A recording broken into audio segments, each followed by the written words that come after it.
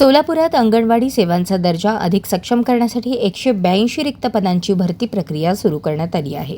या भरतीमुळे 12वी उत्तीर्ण महिलांना रोजगाराची संधी उपलब्ध होणार असून निवड झालेल्या उमेदवारांना दरमहा 13,000 मानधन मिळणार आहे।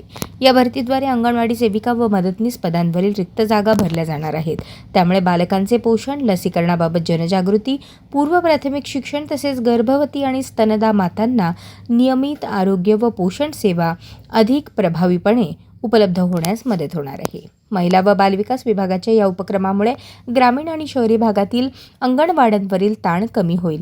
रिक्त पदांमुळे अनेक ठिकाणी सेवांमध्ये येणारा अडथळा दूर होऊन लाभार्थ्यांना वेळेवर सेवा मिळण्याची अपेक्षा व्यक्त केली जात आहे। भरतीसाठी अर्ज करू इच्छिणाऱ्या महिलांनी संबंधित जिल्ह्याच्या महिला व बालविकास विभागाने जाहीर केलेली अधिकृत जाहिरात, पात्रता, वयोमर्यादा, आवश्यक कागदपत्रे आणि अर्जाची अंतिम तारीख तपासूनच अर्ज करावा।